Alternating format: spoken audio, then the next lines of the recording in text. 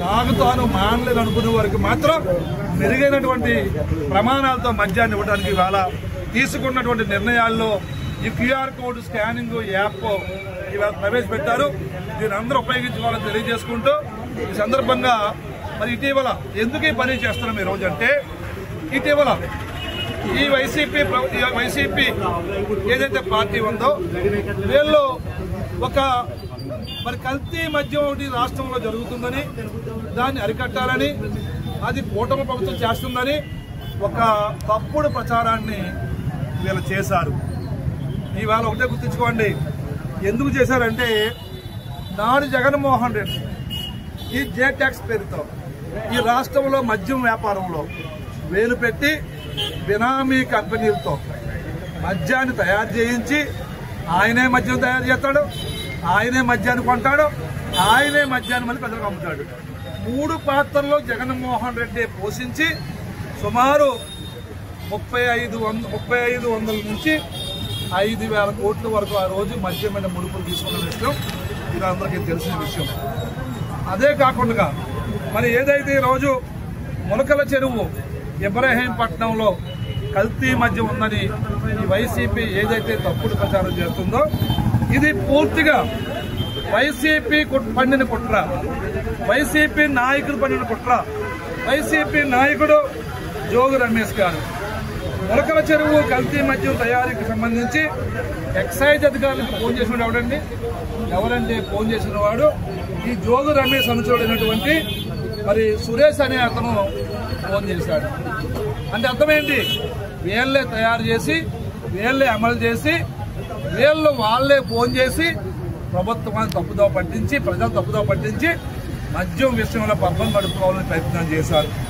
అదొకటే కాదు, ఈరోజు మరి ఏదైతే ఈ మద్యానికి సంబంధించి అనేక విధాలుగా చేస్తున్న ప్రచారాన్ని ఇవాళ తిప్పుకొడుతూ ఇదంతా కేవలం జగన్మోహన్ రెడ్డి యొక్క ముడుపులు పట్టుకెళ్లాలని కేవలం వీళ్లే ఒక స్టింగ్ ఆపరేషన్ లాగా చేసి ఎక్కడా లేని మద్యం కల్తీని సృష్టించి పబ్బం గడుపుకోవడానికి ఈవేళ జగన్కి వచ్చేస్తున్న కుట్రల్ని తిప్పుకొట్టి ప్రజల ఆరోగ్యాన్ని కాపాడి ఈ మద్యం విషయంలో నీ గవర్నమెంట్కి మా గవర్నమెంట్కి ఎంత తేడా ఉందో, నువ్వు 5 లక్షల బెల్ట్ షాపుల్ని ఈ రాష్ట్రంలో అమలు చేసిన నువ్వు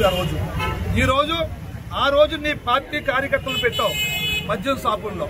జగన్మోహన్ రెడ్డి మద్యం షాపుల్ని గవర్నమెంట్కి ఇచ్చుకుని మద్యం అమ్మటాన్ని, మద్యం యొక్క అకౌంట్స్ రాయటాన్ని నీ వైసీపీ కార్యకర్తలు పెట్టించుకుని రాత్రి షాపు కట్టేసే ముందు నీ కార్యకర్తలు ఇంటింటికి ఈ మద్యం బాటిల్ పట్టుకెళ్లి ఒక్కొక్క కార్యకర్త 10 మందికి మద్యం బాటిల్ నైట్ ఇచ్చి పొద్దున్న దాకా అమ్మించి రాష్ట్రం మొత్తం మద్యం బెల్ట్ షాపుల్ని కుటీర పరిశ్రమగా మార్చిన ప్రభుత్వం నీది.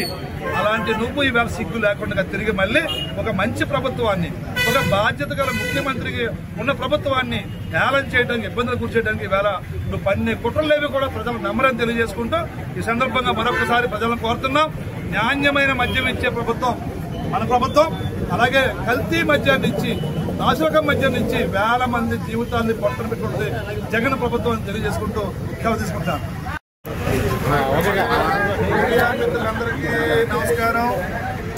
ఈరోజు రాష్ట్ర వ్యాప్తంగా మద్యం షాపుల వద్ద క్యూఆర్ కోడ్తో ఏదైతే మద్యం బాటిల్ మీద క్యూఆర్ కోడ్ అనేది ప్రభుత్వం అమలు చేస్తుందో క్యూఆర్ కోడ్కి సంబంధించిన యాప్ని ఈరోజు లాంచ్ చేసి ఈ యాప్ ద్వారాగా మద్యాన్ని కొనుగోలు చేసే ఎవరైనా సరే వారి సెల్లలో ఈ యాప్ను డౌన్లోడ్ చేయించుకుని ఆ మద్యం బాటిల్ మీద ఉన్నటువంటి క్యూఆర్ కోడ్ని కనుక మీరు స్కాన్ చేస్తే ఆ మద్యం బాటిల్ యొక్క అన్ని వివరాలు దాంట్లో వస్తాయి.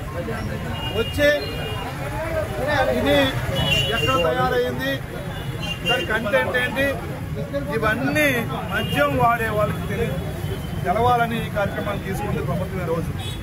అందుకే అమలాపురం అసెంబ్లీ నియోజకవర్గంలో, అమలాపురం పట్టణంలో ఈరోజు ఈ షాపు వద్ద ఈ కార్యక్రమాన్ని తీసుకుని ప్రజలందరూ ఎవరైతే మద్యం సేవిస్తున్నారో వారందరూ ఆరోగ్యాన్ని కాపాడటానికి, మద్యం మానలేని వారు మానమన్నా మానలేని వారు, మద్యం కొనుగోలు చేసేవారు ఎవరైతే ఉన్నారో వారికి మెరుగైనటువంటి క్వాలిటీ మద్యాన్ని అందివ్వడం కోసం, ఎలాంటి కల్తీ లేని మద్యాన్ని అందివ్వడం కోసం, అలాగే గతంలో జగన్మోహన్ రెడ్డి ముఖ్యమంత్రిగా ఉన్నప్పుడు జే బ్రాండ్ పేరుతో చెత్త బాండ్ కాకుండా మరి ఒక స్టాండర్డ్స్తో అన్ని రకాలు ఈవెన్ విదేశీ ల్యాబుల్లో కూడా పరీక్ష చేసి అన్ని రకాల పరీక్షలు చేసి ఆరోగ్యానికి హానికరము కానటువంటిది, అంటే ప్రతి మద్యము హానికరమే కానీ కల్తీ పెరిగే కొద్దీ అందులో ఉపయోగించే ఆ ఫార్ములాల యొక్క మార్పులు చెందే కొద్దీ ఎక్కువ అనారోగ్యం వస్తుంది. గత 5 సంవత్సరాల్లో జగన్మోహన్ రెడ్డి పాలనలో సుమారు 30 లక్షల మంది ఈ యొక్క జే బ్రాండ్ చెత్త రకం నాచు రకం మద్యాన్ని సేవించి ఆరోగ్యాన్ని పాడు చేసుకున్న విషయం మనందరికీ తెలిసిందే. అలాగే రోజు సుమారు 30,000 మంది జగన్మోహన్ రెడ్డి ప్రభుత్వంలో ఈ మద్యానికి బానిసలై ఈ యొక్క చెత్త మద్యం ఆ రోజు జగన్మోహన్ రెడ్డి అనుచరులు వాళ్ళు కలిసి పక్కుర్తుపడి పేదవాడు తాగే మద్యాన్ని అత్యంత చీప్ లెక్కర్గా స్పిరిట్ని డైరెక్ట్గా సరఫరా చేయడం వల్ల, అలాగే ఎలాంటి లేబ పరిణామాలని పాటించకపోవడం వల్ల, ప్రమాణాలని పాటించకపోవడం వల్ల ఆ రోజు 30,000 మంది మరణించారు. 3 లక్షల మంది ఆ రోజు హాస్పిటల్ పాలయ్యారు. ఇప్పుడు అలా జరగకూడదని ఎవరైనా ఈ మద్యాన్ని పట్టుకెళ్ళి ఆ రోజు జే ట్యాక్స్ పేరుతో ఆ రోజు జగన్మోహన్ రెడ్డి ప్రభుత్వం ఏదైతే నిర్లక్ష్యంగా పేదవాడి ఆరోగ్యం దెబ్బతీయడానికి లాభాలే ధ్యేయంగా సొంత కంపెనీలతో మద్యాన్ని ఉత్పత్తి చేసి ఈ రాష్ట్ర ప్రజల ఆరోగ్యాన్ని పాడు చేశారో ఆ బాటిల్ పట్టరండి. ఇప్పుడు కూటమి గవర్నమెంట్ లో బాటిల్ తీసుకోండి. ఆ బాటిల్ కి QR కోడ్ లేదు, స్కానింగ్ లేదు, ఎక్కడ తయారు చేశారో తెలియదు, ఎలా చేశారో తెలియదు. అందరూ వాపోయేవారు. ఎలా వాపోయేవారు అంటే ఈ మద్యం ఎంత తాగినా ఏమీ కనపట్లేదని.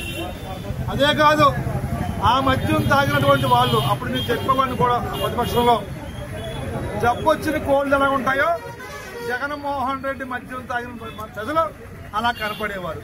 అంటే లివర్లు పాడైపోవడానికి మరి చాలా ప్రమాదకర మద్యాన్ని వేళ జగన్మోహన్ రెడ్డి ప్రభుత్వం సరఫరా చేసింది. ఈ రోజు బాధ్యత గల కూటమి ప్రభుత్వం, బాధ్యత గల ముఖ్యమంత్రిగా చంద్రబాబు గారి నాయకత్వంలో ఈ ప్రభుత్వంలో మద్యం వల్ల మరి ఈ మరణాలు సంభవించకూడదని, మద్యం తాగని వారికి సొంత సురేష్ అనే వైసీపీ కార్యకర్తే కల్తీ మద్యం ఉందని పోలీసులకు ఫోన్ చేస్తాడు, ఎక్సైజ్కి ఫోన్ చేస్తాడు. ఇదంతా కల్పితం, కుట్ర అని తెలియజేసుకుంటూ అందుకే ఈ రోజు రాష్ట్ర వ్యాప్తంగా ఒక నిజాయితీగా నిబద్ధతగా ఒక యాప్ ని తీసుకొచ్చి మద్యం షాపులు ఎవరైతే మద్యం కొంటారో వాళ్ళందరూ QR కోడ్ ని యాప్ ని సెల్లో డౌన్లోడ్ చేసుకుని QR కోడ్తో వారి తాగే మద్యంలో ఉన్నటువంటి ఏమైతే ఉన్నాయో అవన్నీ చెక్ చేసుకుని అవసరం అనుకుంటే ఆ మద్యం బాటిల్ పట్టుకుని కాకినాడలో ఉన్న ల్యాబ్కి వెళ్ళి కూడా మీరు చెక్ చేసుకోవచ్చు.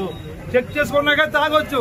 ఎంత బాధ్యత గల ప్రభుత్వాన్ని ఇరకాటం పెట్టి తప్పుడు ప్రచారం చేసి ఇరికించి పబ్బం గడుపుకుని తన అవినీతి అక్రమాలని మద్యం విషయంలో బయటకు రాకుండా చేయడానికి జగన్మోహన్ రెడ్డి పడిన కుట్రే ఈ రాష్ట్రంలో కల్తీ మధ్య తెలియజేసుకుంటూ వారి యొక్క దుర్మార్గాలను ఖండిస్తూ సెలవు తీసుకుంటున్నారు.